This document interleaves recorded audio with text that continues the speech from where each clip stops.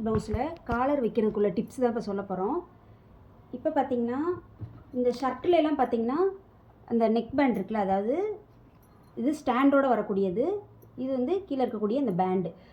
ஷர்ட்டுக்கு பொறுத்தளவில் வந்து வெளிப்பக்கமாக வச்சு உள்பக்கமாக அடிக்க, அதாவது இந்த இப்படி அடித்ததில் பிசிறு இருக்கு இல்லையா, இது வந்து வெளிப்பக்கம் வர மாதிரி வச்சு உள்ளே இப்படி பதிக்கிற மாதிரி வைப்போம். ஆனால் வந்து ஜிப்பா பொறுத்தளவில் பார்த்திங்கன்னா உள்பக்கமாக அந்த பிசிறு வர மாதிரி வச்சு வெளிப்பக்கமாக பதிப்போம். ஏன்னா உங்களுக்கு நெக் பேண்ட் வந்து இதோட இப்படி வெளியில் தான் வரும், நம்ம இப்படியும் இது பண்ணிடுவோம், அதனால் இப்படி இருக்கும். இதை பொறுத்தளவில் காலரை நம்ம மடித்து விட்ருவோம், அதனால தான் நம்ம என்ன பண்ணுறோம், உள்பக்கமாக வச்சு வெளிப்பக்கமாக இது பண்ணுறோம். ஸோ இப்போ வந்து உள்பக்கமாக திருப்பி வச்சுருக்கேன். காலர் வந்து இது ஃபுல்லாக வைக்க போகிறதில்ல, ஏன்னா முன்னாடி வந்து நெக்கு வந்து கொஞ்சம் இறக்கி தானே வருது, அதனால் மேலே வந்து கரெக்டாக அந்த நெக்கு வந்து நமக்கு எவ்வளோ வேணுமோ அந்தளவுக்கு நம்ம அடித்து தைச்சிருவோம். தைச்சிட்டு கரெக்டாக அங்கேருந்து இப்படியே பொறுமையாக வச்சு அளக்கணும். அதாவது மெயின் உங்களுக்கு என்னென்னா இந்த ஷோல்டரும் கரெக்டாக இருக்க மாதிரி வச்சுக்கணும். வச்சுட்டு இங்கேருந்து இப்படி கொஞ்சம் கொஞ்சமாக இப்படி அளக்கணும். இப்படி வச்சா 4.25 வருது. 4.25 வந்து இப்படி பாதியாக மடித்தா 4.25, அதை ஃபுல்லாக விரித்தா உங்களுக்கு வந்து 8.5 இன்ச்சு வரும். அந்த மாதிரி இது பண்ணி ஒரு சின்னதாக ஒரு நெக் பேண்ட் வந்து அடித்து வச்சுருக்கோம். இப்போ இதில் வந்து நான் சொன்ன மாதிரி நம்ம ஜிப்பாக்கு எப்படி அடிக்கிறோமோ அது போல் தான். இதில் வந்து உள்பக்கமாக இந்த பிசிறு இருக்கு இல்லையா, இது வந்து உள்பக்கமாக அப்படி வர மாதிரி இப்படி எந்த இடத்துல நாட்ச் பண்ணியிருக்கோமோ சென்டரில் அதுலேருந்து இப்படி அடித்து முதல் ஒரு பாதி முடிகிற, அதே போல் இந்த ஒரு பாதி. அதுக்கப்புறம் என்ன பண்ணணும்னா இது அப்படியே இது மேலே எடுத்து பதிச்சிருவோம்.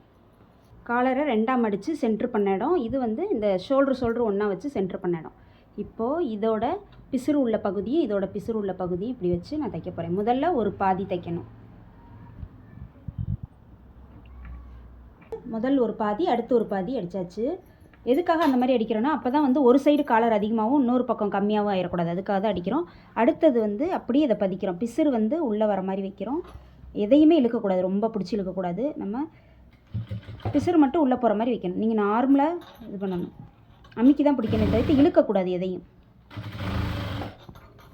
இப்போ கரெக்டாக அந்த இடத்துல வரும்போது இதில் என்ன பண்ணணும், இந்த மாதிரி இப்படி வச்சுக்கணும், கரெக்டாக பிசிறு வெளியில் வராத அளவுக்கு.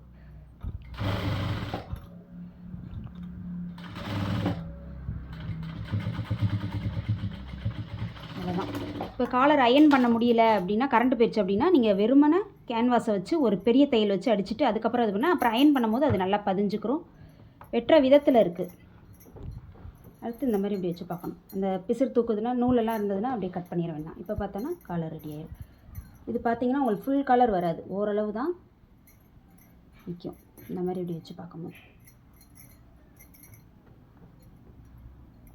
இந்த மாதிரி வரும், இப்படி தான் வரும். உங்களுக்கு போடும்போது தான் கரெக்டாக இருக்கும். இப்படி தனியாக வச்சு பார்க்கும்போது அந்தளவுக்கு இதாக தெரியாது. இது இதோடு நின்றுக்கிறோம், அவ்வளோதான்.